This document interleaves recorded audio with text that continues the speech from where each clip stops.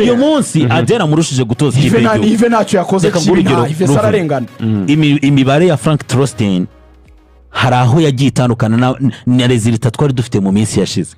Hari abandi bakinnyi yakoreshaga akareka ariko yaragiye aravuga ngo reka mbanze menye urwego rw'aba bakinnyi yarayisobanukiwe bafite iki, tubanze tubwizanye ukuri bafite iki, ndabasaba iki, hari icyo umukinnyi atama wenda mukinishije muri ubu buryo. Nandi twabonaga afite n'imikinishirize ya ekipe iri tricky isa nkaho izitse niko nabyita. Reka nguhe urugero, Ive kumva yuko atari wahagarare mu bishyitsi bibiri yidetashaga akahita ajya gukinira ku ruhande, ndabona ari umupira wagiye akava muri box kandi n'urutayizamu ugasanga bamuraririje ari kuza ava muri Roger Dorotu. Ni nako cya gitego byagenze bari bamaze kumara ko yivire muri Roger ari kwigarura wabona biriya bisuka ibintu bya cyangwa abatara bakira muri zafura. Erega tujye tureka kubeshyanya the essence y'ibintu byose, twaca hirya twajya hirya. Dufite abakinnyi bari ku rwego rwo hasi. Nigeria iraturusha Adere niyo yagira iri fair twatsinzwe n'ikipe turusha ibyo twajyamo Adera murusha Adera murusha icyo muri byose Adere ari nacyo tugiyeho nuko nyuma yo gutsindwa abizi ko dufite abakinnyi bari ku rwego rwo hasi. Sinawe wakoze iryo kosa kuko si wagombaga mu minsi ngahe kubarema, ntabwo ari kubarema. Ibyo ni hari icyaha bajyavuga muri ngo cyitwa icy'inkomoko. Ni icyaha cy'inkomoko kimaze imyaka muri Ferwafa na Ministeri cyo kudakora abakinnyi. Niyo mpamvu Nigeria biroroshye. Nigeria heruka kuri finale ya AFCON. Yego twe duheruka muri AFCON guparticipa mu myaka 20 ishize ya in fact 24.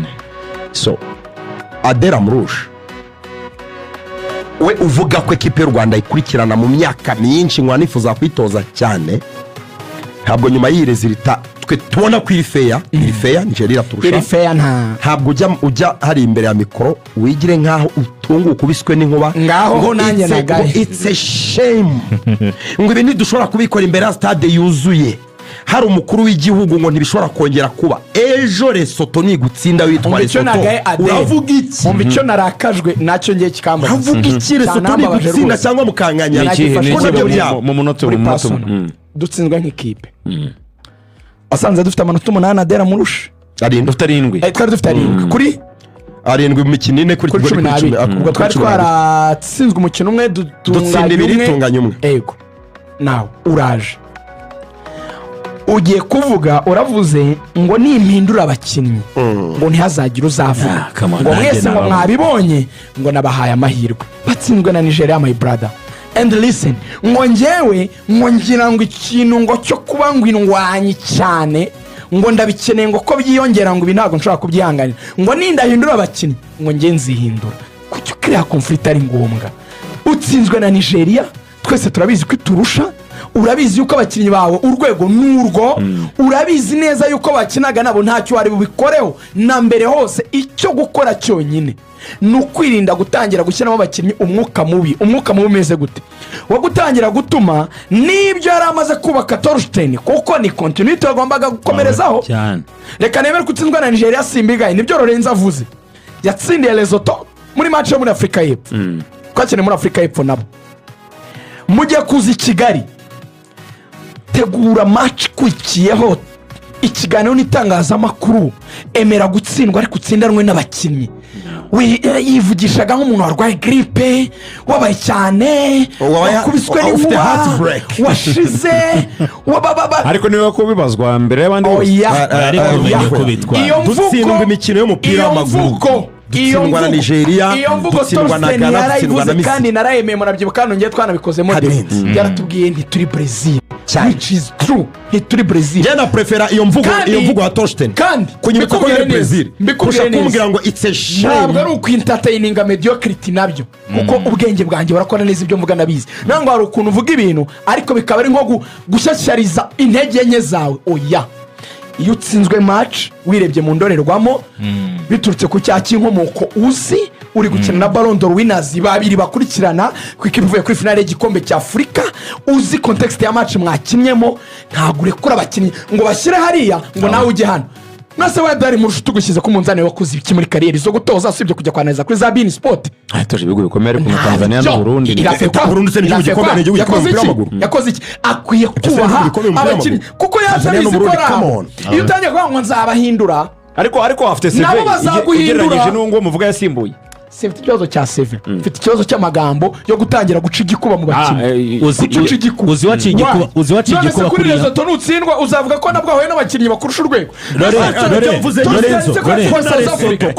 Lesotho yagejeje Nigeria Lesotho ijanika gutsinda umaze kuvuga kuri Nigeria ngo it's a shame mbwirindi jambo busigaje inyuma ryo kuvuga kuri Lesotho ni gutsinda noneho yakambwira akantu kamwe cyane amahirwe yo kuzongera kuvuga yakambwira akantu kamwe ari karuzuza ku byo mwene data yavuze nujya kutwereka yuko iyo kipe wayikurikiranaga usa nk'ubabajwe no gutsindwa na Nigeria abantu bafite uburyo batwaraga wenda ko uko guhekeranya abakinnyi ushaka kubikora mu buryo bwo kubukiri mushya muri ekipe nutangira kugaragaza ko ari ibintu wateguye ekipe y'igihugu ayikurikiranye baravuga ati abakinnyi akabayizo aho bakina nuko bahagaze nujye guhekeranya abakinnyi ariko nutsindanwa nabo abo barumva yuko twatsinzwe na Nigeria ahubwo reka dutegure match ya Lesotho tuyirebe mu yindi sura yego ngayo nguko ni byinshi twagarukaho ku bigendanye n'Amavubi byo gushyuha ko abakinnyi b'Nyarugenge ntabwo ibyo hajya bikunda u Rwanda rugomba gukina umukino warwo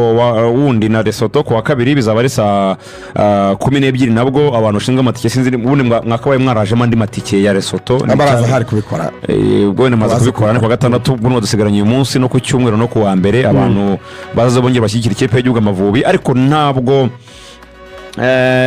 byatumye tugomba no gushimira umugani umukuru w'igihugu ndetse n'umuryango we bari kuri stade baje gushyigikira ikipe y'igihugu Amavubi ibi ngibi ndabihuza na reaction y'umutoza wa Nigeria ndetse na kapiteni we basingije u Rwanda cyane cyane kuri stade Lorenzo ndetse n'uburyo bakiriwe kuva ku kibuga cy'indege kugera kuri hotel ndavuga amazina nibuka mu mutwe kuva kuri umutoza Eric Shell kumanuka kugera kuri kapitene William Trostekong kujya ku banyamakuru baherekeje ikipe harimo ibyamamare nk'ibitwa Bapuja ba Depoju n'abandi batandukanye ndetse na poste twakoze abanyanijeri uko bagiye badusubiza mwabonye image televiziyo Rwanda yerekanye bamaze kwerekana ko umukuru w'igihugu ageze muri stade iriya image sensationnelle stade yaka inyuma iri muri zone imeze nk'icyanya cyahariwe amastade werekana ibice by'umujyi ariko zone ya Zaremera na Kimironko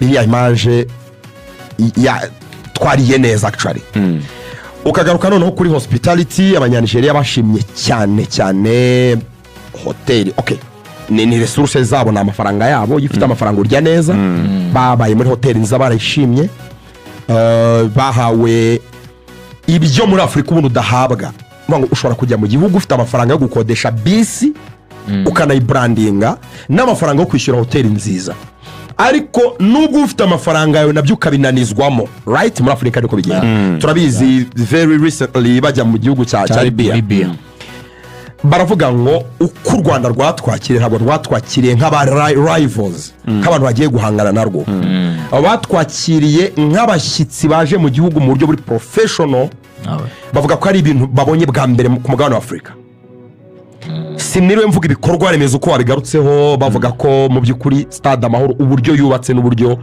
iri comfortable ibyo byavuzwe na kapiteni wabo yego bavuze ko muri Afrika nko muri Nigeria nta stade iri ku rwego rwa stade Amahoro nta nimwe mu bunini zishobora kuba zera ariko mu bwiza we wagiyeyo by the way nano aho bazakirira aho bazakirira Zimbabwe ni naho wagiye stade ntabwo irusha ubwiza stade Amahoro ntabwo bavuga ko no muri Afrika aho bazengurukana za Afrika y'Epfo zifite za FNB zakira 95 zimwe muri stade nziza nini ku isi ariko mu bwiza nk'ikintu abanyamakuru bavuze mu gihugu cya Nigeria bavuze ko bavugaga ngo turi hano muri stade turakoresha internet tugatanga updates ziguruka ako kanya bavuga ngo tugiye gusubira iwacu tugiye kujya Akwa Ibom mu mujyi wa Uyo baravuga ngo nk'ubwiza ukuri uzajya postinga update ku mbuga nkoranyambaga cyangwa amafoto ajyeho ejo urabyumva ibaze donc abanyamakuru bafite ikibazo cy'uko bagiye gusubira iwabo aho ibikorwa remezo biri ku rwego rubi. Stade Amahoro waguze interinete yawe ibiguruka ibigenda, bakoze live babwira abantu bakoze amalive neza, bavuga ngo match yabaye nko ku mbuga z'ikipe y'u Rwanda Nigeria, bari bafite space baganira basesengura basa nabogeza live bapostinga amafoto amavideo uko babishaka. Natwe twarabikoraga. Uburyo twakira igihugu cya Nigeria kuri twe nibisanzwe uko bitandukanye nuko twakira ibindi bihugu, ariko kuri bo ni ibintu ubundi muri Afurika bitabaho. So ku nzego rero bireba, inzego z'umupira, minisiteri ya siporo, abandi se n'ibandi federation, korohereza ekipe y'u Rwanda Nigeria kandi tugiye guhangana umupira w'amaguru. Icyo ni icyotezo duhabwa kuri Repubulika y'Abanyanigeria, igihugu cya mbere gituwe muri Afurika, kimwe mu bituwe cyane ku isi. Buri gihugu gifite abaturage barenga miliyoni 100. Iyo kigutera icyotezo mu buryo bwa inanimite ubuhuriweho gutyo uba wariye neza. Bravo. Kapiteni rero yavuze ngo nibo bwa kabiri ageze mu Rwanda, ngo ariko ngo ntababeshye ngo ni stade nziza kuri mugano wa Afurika cyane. Umutoza we yavuze bitandukanye. We yavuze ati I'm from France but what I have seen here just these few days, Rwanda is very nice and clean, better than my country France. Yavuze ngo mva mu Bufaransa, niho yakuriye yarahabaye. Afite donc anatuyeyo. Eric Scher anatuyeyo mu Bufaransa. Atariko ibyo nabonye mu Rwanda. Wenda yasirikiye umujyi wa Kigali hano Nyarugenge. Ko yaje na mbere y'abakinnyi. Yaje mbere. Ibyo nabonye mu Rwanda detaye kuri detaye mu iterambere ariko kwisuku cyane cyane, ndetse na banavuga oda, bavuga cyane na oda donc uko ugenda imihanda ukujya gusaba service ahantu ujya gura amasim card, iyo oda uburyo ibintu byose yabigenda ku murongo. Yavuze ngo iyo ni ordre ntabonye no mu Faransa aho mvuga. No kusa neza kwa Kigali. Erega mu ijambo rimwe wambaye kireze ntamenya ko kera hari nk'abana bavutse wenda nko mu 2000 generation Z bari kugera mu myaka 25 n'itandatu, nyine batangiye kugira ubwenge bwafite nk'imyaka 6 7 za 7 igihugu gitangiye kumera neza cyane, batekereza ko ibintu byose byahoze bimeze neza. None kubera kuba barabaye mu bihe byiza mu gihugu nyine cyubatswe ku kiguzi gikomeye n'ubwenge bwinshi bw'abantu bacyubatse, bo bafata for granted. Iyo bumvisha abantu bashima u Rwanda batekereza ko ibintu ari ibisanzwe, kuko yavuze ngo kapiteni ngo ndashima akazi kakozwe hano. His Excellency n'ujya uvuga ngo hari igihe twigeze kuba a failed state, igihugu kitariho, kandi si kera n'imyaka 30 ishize igihugu kitariho. Kubona abantu bose bari kuza bakavuga ngo vraiment iki gihugu kiri ku murongo, gisa neza, ibintu byose bikorwa ku murongo, n'abanyamwuga bakwakira neza, ibintu bikorwa neza. Ni akazi gakomeye kakozwe n'umukuru w'igihugu n'abafatanya kuyobora igihugu, dushima cyane. Impamvu mbivuga niyo nkunda kuguha urugero Vuyanga, utarabonye kioske muri Kigali muri 98 zaducuruza amata na fanta bikonje, ntiwakumva agaciro ko kuba inyubako zarazamuye muri uyu mujyi, ntiwabyumva. Kuko umwana ubona etaje ze hari yumva nyine ari ibyo bintu ari uko byaho, suko ino yigeze kuba kioske zitagira umubare, abantu bose bacuruza amata na fanta bikonje, abantu bajya gutransporta ibyo kurya bikura ibyumba ku magare, imodoka zibaze wazibara, twaciraga ku mwana tukabara imodoka turi Kigali tukazibara. Mwagiye mu Makia, mwagiye mu Hyundai, babaza n'ibiki amahybride arino. Utangira bavuze ngo batangaga ibibanza ku Gisozi, ibibanza byabo bidafatwa kuko kurabyanga wese urabyara muri bifatanga. Kapiteni Toste Konge musozaho yashoje avuga ngo iki gihugu Rwanda has set standard on how things should be done in Africa. Yego, ngo u Rwanda rwamanitse agati k'umwitangirizwa rugaragaza uko ibintu bigomba kubundi bigenda muri Afurika. Like ni icyitegererezo cy'uko ibintu byaka bigenda muri Afurika. Ekipe ikaza, abashyitsi bakaza bazi ko bagiye ahantu bagomba kuhava amahoro ibintu byose byagenze neza. Yego twatangiye ikiganiro nshimira abanyarwanda kuko twabahereye hanze y'ikibuga uburyo baje kuri stade yewe tunyuzamo umuganira wa Lorenzo n'agatoroshi kuba bamwe batarahawe uburenganzira bwabo kandi bari babukwiriye.